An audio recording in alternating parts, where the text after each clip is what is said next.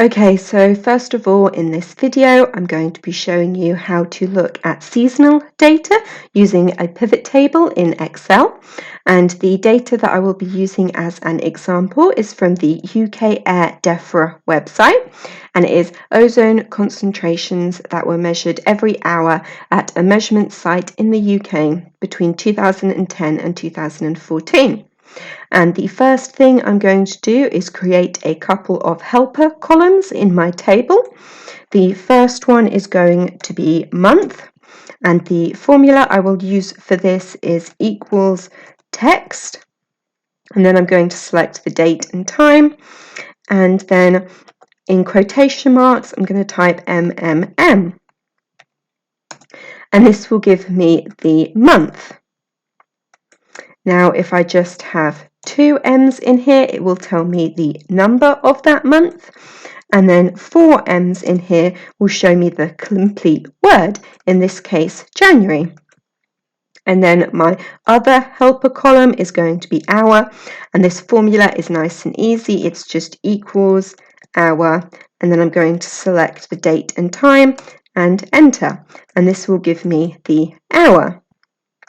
Now I have this, I can go to Insert and Pivot Table, and it's going to use this data range here in my pivot table, which is what I want, and then I'm going to add it to an existing worksheet, and I'm going to put it here.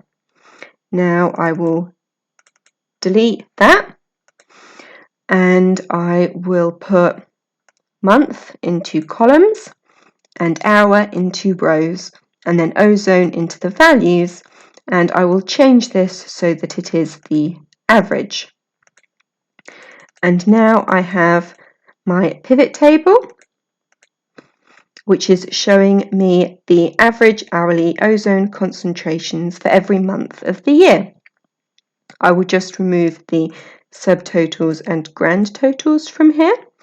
And now I want to create my seasons. So I'm going to select January and February, and then hold down Control and select December. And then I'm going to right click and group.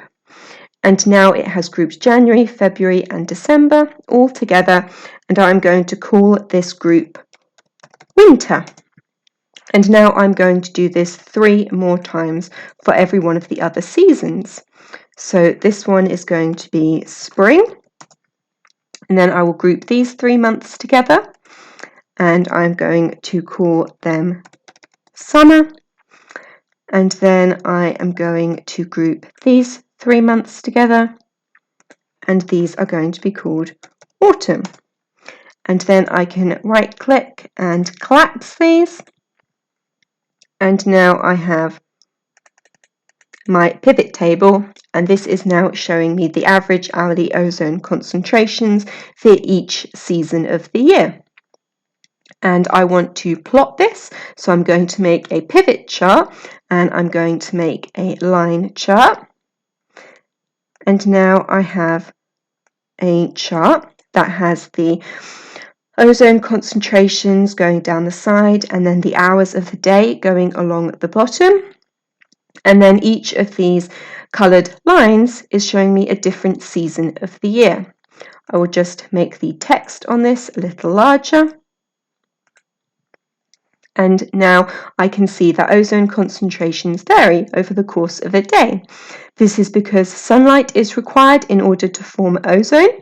So ozone is lowest in the early hours of the morning, and then increases when the sun comes out over the course of the day, and then decreases again in the evening. I can also see from this graph that spring, the red line, has the highest overall ozone concentrations. I can also see that summer and spring, the green and red lines, have a larger variation in ozone during the day. And I can also see that winter and autumn have much less variation in ozone. So this is an example of using a pivot table in order to look at seasonal data. Now, if I remove these values from the columns section, you can see I now have a month to field here, and if I put this back into the columns section, you can see this is the groupings section that I just created, and it has all of my seasons in here. I can also reorder these in any way I want by right-clicking and going to move and then moving them up and down. Now if I remove all of these features again and put date and time in instead,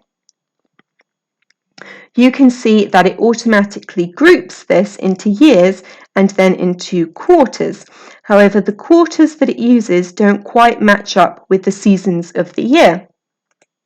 And if I right click and go to group again, and this time just group by months, then if I try and group over the top of these, it will just take me back to the groupings box I was just on. Because these aren't individual values, they are already part of the grouping, so I can't turn them into seasons. This is why I need the helper column here with the months in it. Okay, and that is it.